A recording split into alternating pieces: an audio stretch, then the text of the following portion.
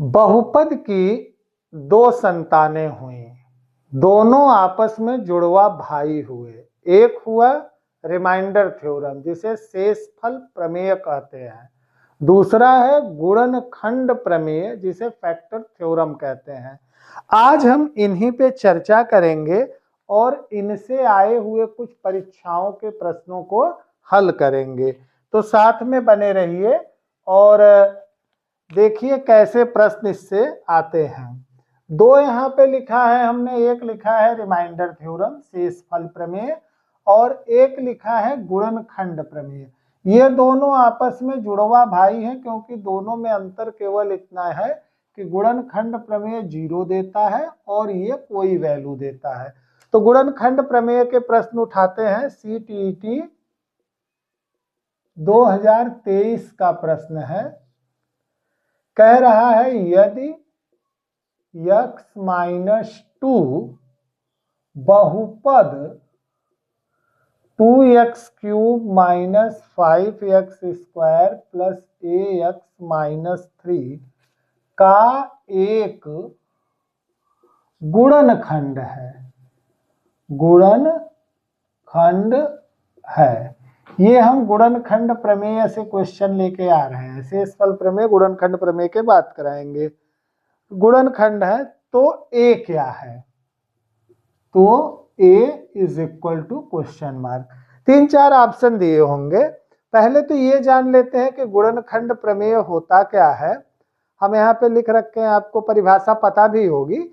गुणनखंड प्रमेय जो होता है वो कह रहा है यदि किसी बहुपद में, बहुपद का मतलब ये, बहुपद का मतलब ये कोई भी ये है तो ये बहुपद है। इसको और क्या कहते हैं? व्यंजक कहते हैं। क्या कहते हैं? व्यंजक। मतलब अल्जेब्रिक एक्सप्रेशंस, अल्जेब्रिक एक्सप्रेशंस। ये क्या है? बहुपद यानी कि व्यंजक है। इसी में बराबर लग के 0 हो जाता है तो ये समीकरण हो जाता है। तो कह रहा है यदि किसी बहुपद में x बराबर a रखने पर बहुपद का मान 0 हो जाए, यानी इसमें x की वैल्यू अगर a रखें और ये 0 हो जाए तो x - a बहुपद का एक गुणनखंड होगा। अब यहां से पकड़िएगा, अगर x - a बहुपद का एक गुणनखंड हो जाए तो x बराबर a रखा जा रहा है। क्यों? क्योंकि x - a को हम 0 के बराबर रख के तब x = a ले आते हैं। तो ध्यान करिए, ऐसा कोई भी प्रश्न आपकी परीक्षा में आ जाए तो इसको हल करने की 5 सेकंड की ट्रिक तो मैं बताऊंगा ही आपको, लेकिन इसका नियम क्या होता है उसे जान लेना बहुत जरूरी है। तो नियम क्या होता है? जैसे ही आपको बहुपद या व्यंजक के रूप में कोई समीकरण मिले, पहला काम ये कर लीजिए कि उसको px के बराबर लिख लीजिए। जो भी मिले, जैसा भी चर हो, अगर यहाँ पे y वाला चर है हर में तो y लिख लीजिए, x है तो x लीजिए, जो भी दे आपको। अगर यहाँ पे यदि कह के जो भी चीज दे, मैं सबसे कराऊंगा, पहले माइनस का लिया है क्वेश्चन, अभी प्लस वाला भी करा देता हूं। जो भी यहाँ x की साइन हो, इस अपोजिट साइन के साथ यहाँ पे इसी नंबर को रख दीजिए। तो यहाँ पे माइनस साइन है ना, तो यहाँ पे इसको +2 रख दीजिए, x +2। तो जैसे ही आप यहाँ पे इसके दिए हुए बहुपद के गुणनखंड का, जैसे यहाँ पे x - a था तो नियम ही बता रहा है x = a से चलना है, क्योंकि इसको इक्वल 0 रख के हम x की वैल्यू निकालते हैं। तो जैसे ही इसको रखेंगे, अब ये पूरा बहुपद, चूंकि x - 2 इसका एक गुणनखंड है तो पूरे बहुपद का मान क्या हो जाएगा? 0 हो जाएगा। पूरे बहुपद का मान क्या हो जाएगा? 0 हो जाएगा। इसका मतलब P2 = 0 हो गया। यहां पे बहुत दिमाग लगा के आप केवल ये समझ लें कि अगर किसी बहुपद में x के चर का वो बहुपद हो, उसमें x की कोई वैल्यू रखने पे बहुपद का मान 0 हो जाता है, तो ये दूसरे तरफ ला के बराबर 0 करने पर उसका एक गुणनखंड होगा। इससे तीन तरह के प्रश्न आपसे पूछे जाते हैं। पहला पूछा जाता है के का मान ज्ञात करना, जो कि ये उदाहरण है यहाँ पे, के का मान ज्ञात करने का। दूसरा पूछा जाता है किसी फैक्टर को वेरीफाई करना, और तीसरा होता है पूर्ण गुणनखंड बनाना। इन तीनों पे प्रश्न दूंगा और आए हुए प्रश्न दूंगा जो 100% आए हुए हैं सन सहित दूंगा, जिससे कि आपकी क्लियरिटी बन जाए। तो इस प्रश्न के लिए अब ध्यान कीजिए, आपके सामने प्रश्न है, यदि x - 2 बहुपद 2x² - 5x² + ax - 3 का एक गुणनखंड है तो a की वैल्यू क्या होगी। इसके लिए आपको गुणनखंड प्रमेय पता है कि बहुपद में x की जो वैल्यू रखने पर बहुपद का मान शून्य हो जाता है, x माइनस वही वैल्यू बहुपद का गुणनखंड हो जाती है। अब आपको पता हो गया कि इससे तीन प्रश्न होते हैं, जिसमें से पहले वाले के को पता करना है। तो यहाँ पे जब हम p = 2 रखेंगे, मतलब px में x की जगह पे 2 रखेंगे तो ये 0 हो जाएगा। इसका मतलब इसमें 2 रख देते हैं, तो जब इसमें 2 रख देंगे तो ये हो जाएगा 2 2 की पावर 3 - 5 2 की पावर 2 प्लस ax, x का मतलब 2 - 3 = 0। असली यहीं पे नियम है इक्वल 0 लगाना, क्योंकि व्यंजक में जो है वो इक्वल का निशान नहीं होता है। वही इक्वल लगाने के लिए ये दोनों जुड़वा भाई आते हैं, रिमाइंडर थ्योरम यानी शेषफल प्रमेय और फैक्टर थ्योरम यानी गुणनखंड प्रमेय। दोनों इसी के लिए आते हैं कि इक्वल लगा के 0 लगा दिया जाए। दोनों में अंतर बड़ा थोड़ा सा होता है, फैक्टर वाले में हमेशा 0 रहता है, शेषफल प्रमेय में कोई वैल्यू आ सकती है। अब ये बन गया 8 दूना 16, ये बन गया 20, ये बन गया 2a, ये बन गया 3। अब क्या हुआ भाई, यहाँ पे अब आप देख सकते हैं प्रश्न में कि 8 ये हो गया, 8 दूना 16, 4 पंचे 20 और 2a और ये -3 = 0 हो गया। अब आपका क्या आ गया, ये आ गया। देखिए अगर जोड़ घटाना दोनों हो तो आप ध्यान लगा के इस काम को करेंगे। यहाँ सरलीकरण में मैंने इसके नियम के बारे में और चर्चा की है। तो यहाँ पे अब आपका 2a इक्वल आ जाएगा, ये 20 और 3 मिलके 23, 23 में से 16 जाएगा 7, माइनस में 7 होगा, उधर जाएगा तो प्लस में हो जाएगा। a = 7/2। अब आप कहेंगे परीक्षा में हम इतना लंबा करेंगे, हमको तो ट्रिक चाहिए होगी। तो इसकी बड़ी आसान सी ट्रिक होती है, बड़ी आसान सी ट्रिक होती है।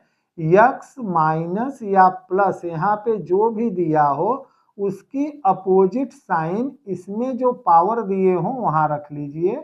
2 की पावर 3, 2 की पावर 2 और डायरेक्ट यहीं पे मान रख लीजिए। 2 की पावर 3 8, 8 दूना 16, 5 चौक 20, -4, ये -7, -3 मिलके -7, a = उधर चला जाएगा, a मतलब 2a = 7, a = 7/2। तो एक पहला क्वेश्चन हमने पॉजिटिव लिया था, जो कि ये कह रहा था कि आपका k का मान ज्ञात करें। यहाँ पे तीन चीजें पता करनी है हमको, k का मान ज्ञात करना। तो पहला प्रश्न हमने k के मान को ज्ञात करने वाला ले रखा है। मतलब अगर इसी प्रश्न को हम तुरंत बोलना चाहें तो बोल सकते हैं कि प्रश्न ये है भाई, इस प्रश्न में a की वैल्यू बतानी है। हम 5 सेकंड में इसको हल करेंगे। हमने देखा यहाँ माइनस है तो प्लस का क्यूब कर लिया, 8 आ गया, प्लस का स्क्वायर कर लिया, 4 आ गया, 8 दूना 16 हो गया, 5 चौक 20 हो गया, -4 यहाँ हो गया, -3 यहाँ हो गया, आ गया -7 = 0 के दूसरी तरफ जाएगा, 7 हो जाएगा। ये 2a है, a का मतलब 7/2 आ जाएगा। अगर एक दूसरा क्वेश्चन इसी जगह पे ले, कहें कि x + a, अब माइनस लिया था, यहाँ पे क्या लिया था, माइनस लिया था। दूसरा क्वेश्चन उठाता हूं, यूपीटीटी का आया हुआ क्वेश्चन है 2021 का, ध्यान से देखिएगा इसको भी। दूसरा क्वेश्चन उठाता हूं, कह रहा है यदि x + 1, ध्यान दीजिएगा, बहुपद, एक बहुपद दे रहा होगा, क्या दे रहा है, x cube minus 4x² plus 9x plus 6 का गुणनखंड है, का गुणनखंड है। 9 के जगह पे ए है। 6 का गुणनखंड है, गुणनखंड है।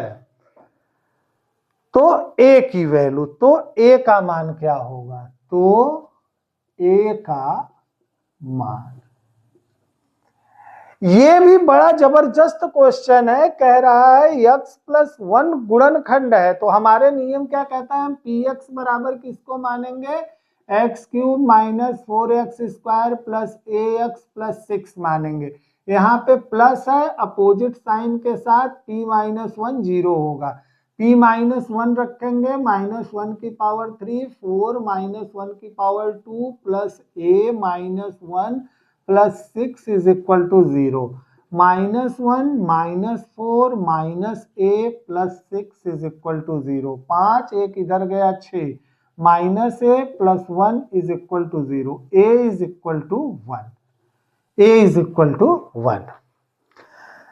अब अगर इसे 5 सेकंड की ट्रिक के साथ हल करनी हो, ट्रिक के साथ हल करनी हो, पावर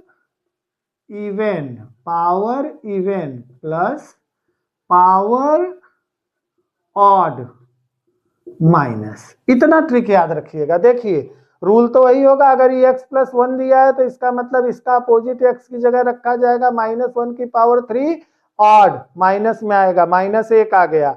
माइनस 1 की पावर 2 इवन में आएगा, प्लस हो गया तो माइनस 4 बना ही रहा। x के पावर 1 ऑड तो माइनस a हो गया, plus 6 is equal to 0। Solve कर लिए, a इज इक्वल टू 1 हमारा आंसर आ गया। अब ध्यान कीजिए, यहाँ पे आपके सामने जो है ये दो प्रश्न आए फैक्टर थ्योरम से, आपके फैक्टर थ्योरम से गुणनखंड प्रमेय से, दोनों में a की वैल्यू पूछी गई। तीसरा एक और बड़ा बेहतरीन क्वेश्चन लेके आता हूं आपके सामने, इसको देखिएगा। आप जब मैं लिख के खाली हो जाया करूं तो आप अपनी स्क्रीन को रोक के मेरे कराए हुए प्रश्नों को कलम और कागज रखे रहे अपने पास, उस पर नोट करें। मैं भी आपके लिए नोट करके ही प्रश्न कराता हूं, इनको ढूंढता हूं, ढूंढ के इनके बेस्ट सोल्यूशन ट्रिक बनाता हूं, उसके बाद आपके सामने लेके आता हूं, खुद सॉल्व कर लेने के बाद। सीटीईटी का ये भी एक क्वेश्चन है, ये अपर लेवल का क्वेश्चन था सीटीईटी का। कह रहा था यदि, दो आ गए हैं इसमें, यदि x माइनस 1 और x माइनस 2 दोनों बहुपद x cube minus 4x² plus 6x plus 2 के गुणनखंड है, के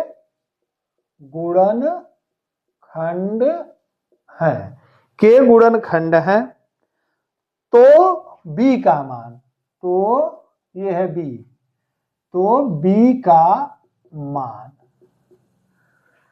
4 ऑप्शन दिए गए हैं। ऑप्शन ए है 1, बी है 3, सी है 1,3 और डी है 0।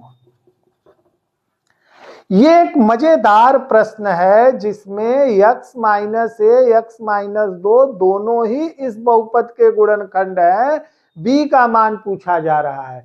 ये 5 सेकंड का क्वेश्चन आपके लिए है कि b के मान को कौन सा ऑप्शन सही हम टिक कर दें, और द मैथ गंगा चैनल आपको इसे शॉर्टेस्ट रूप में सॉल्व करना सिखाता है। तो देखिए अब आप कर क्या लेंगे, पहले तो px लिखेंगे, px बराबर x cube minus 4x² plus bx plus 2 हो जाएगा।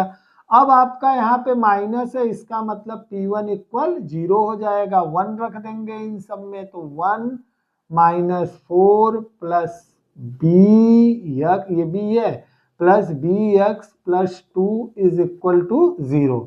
ये हो गया minus 3 plus bx plus 2 is equal to 0। Implies और यहाँ पे सॉरी x की जगह पे यहाँ पे क्या हो जाएगा 1 हो जाएगा, 1 हो जाएगा। तो अब आपका क्या आ गया, implies b is equal to 1। पहला केस हो गया ये, केस फर्स्ट। सेकंड केस में क्या कह रहा है, x माइनस 2 भी गुणनखंड है, इसका मतलब P2 इज इक्वल टू 0। 2 रख दें, 2 की पावर 3 8, 4 गुणे 4 माने कि 16 और प्लस 4 b प्लस 2 इक्वल 0। ये कितना बन गया भाई, ये बन गया, देखिए यहाँ पे 4 चौका 16, 2 रखना है, 2 दूना 4 दूना 8, 2 दूना 4, 4 चौका 16 और फिर ये 2, x की वैल्यू 2 तो 2b और प्लस 2 इज इक्वल टू 0। अब कितना बन गया भाई, ये -8 बना और ये प्लस 2 बना यानी -6। इसका मतलब 2b is equal to 6, b is equal to 3, b is equal to 3। आपके पास दो वैल्यू आ गई, b is equal to 1, b is equal to 3 दोनों आ गई। और यहाँ पे ऑप्शन में b इज इक्वल टू ए, मतलब उत्तर बी का एक दिया है, एक 3 दिया है, एक 3 दोनों दिया है और एक 0 दिया है। कौन सा टिक करेंगे? 1 और 3 वाला, दोनों ऑप्शन इसके सही हो जाएंगे। तो 1 और 3 मतलब 2 ऑप्शन वाला भी यहाँ पे हमने एक क्वेश्चन उठा लिया। अब एक क्वेश्चन और हम यहाँ पे उठाएंगे जो कि अपर लेवल में ही इस टॉपिक से आया हुआ क्वेश्चन है, जिसमें 2 अचर हैं और उन दोनों को हमें निकालना रहता है। 2 अचर हैं, दोनों को हमें क्या करना है, निकालना है। तो देखते हैं, क्वेश्चन कह रहा है यदि x माइनस 1 और x प्लस 1 और x plus 1 ax³ plus x square minus 2x plus b के गुणनखंड हैं, तो a और b का मान होगा। ये क्वेश्चन आया हुआ है CTET सेकेंड वाले, उच्च स्तर वाले में ये प्रश्न आया हुआ है। बेहतरीन प्रश्न। x माइनस ए भी इसका गुणनखंड है, x प्लस ए भी इसका गुणनखंड है, a और b का मान बताना है। समय अपने पास परीक्षा में कितना रहता है आप लोग जान ही रहे हैं। साथियों, मैंने जब पहली बार CTET की परीक्षा दी थी 2011 में, तो आपको पता है उस समय 90 मिनट थे और 150 क्वेश्चन थे। आप लोगों की दुआओं से मेरा वो क्वालिफाई था, लेकिन 90 मिनट और 150 क्वेश्चन थे। आज तो 2.5 घंटे हो गए हैं और 150 क्वेश्चन है, फिर भी 1 मिनट से ज्यादा नहीं है मिलने वाला है। और क्वेश्चन को हम कितना शार्प हल करते हैं, यही हमारी सारी काबिलियत होती है। तो देखिए x माइनस ए को अगर ले लें, पहली बार में हम x माइनस ए को लें तो इसका मतलब क्या है, P1 इज इक्वल टू 0, मतलब यहाँ 1 रख दें तो a plus 1 minus 2 plus b is equal 0 implies a plus b is equal to 1। और अगर x प्लस 1 वाला ले लें यहाँ पे तो p minus 1 is equal to 0, negative minus a plus 1 और माइनस 1 रखना है ना, तो ये plus 2 plus b is equal to 0। इसका मतलब ये वाला हो गया is equal to b is equal to 0। ये इंप्लाइज कर रहा है minus a plus b is equal to -3। ये इक्वेशन 1 हो गया आपका, ये इक्वेशन 2 हो गया। अगर इन दोनों को कैंसिल कर दें, हम जोड़ दें माने ऐड कर दें, तो अपने पास आ जाएगा 2b is equal to -2, b is equal to -1। अब अगर b इज इक्वल टू -1 यहाँ एक वाले में रख दें तो a is equal to 2, a is equal to 2, यानी b इज इक्वल टू -1 और a इज इक्वल टू 2। साथियों अब मिलते हैं कल आपको रिमाइंडर थ्योरम वाले क्वेश्चंस लेके, जो कि अब इनसे अलग तरीके के क्वेश्चन नहीं बन सकते, क्योंकि हमारी सर्चिंग में ये आया k का मान ज्ञात करना, किसी फैक्टर को वेरीफाई करना, मतलब ये कह दे कि ये फैक्टर है कि नहीं है तो आप वैल्यू रख के सीधे 0 दिखा दीजिए, वेरीफाई हो जाएगा। पूर्ण गुणनखंड बनाना, पूर्ण गुणनखंड बनाना, पूर्ण वर्ग करके गुणनखंड बनाने वाली विधि में हमने अपने ऑलरेडी दे रखा है।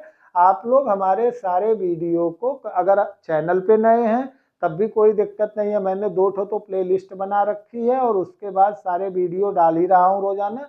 आप एक क्रम से उनको देखना शुरू करें तो मेरी बात, मेरे सोच को आप लोग अंगीकार कर लोगे और आपको मेरी चीजें समझ में आने लगेंगी। और जब मेरी चीजें आपको समझ में आएंगी तो परीक्षाओं में आपके नंबर अनिवार्य रूप से ही बढ़ जाएंगे।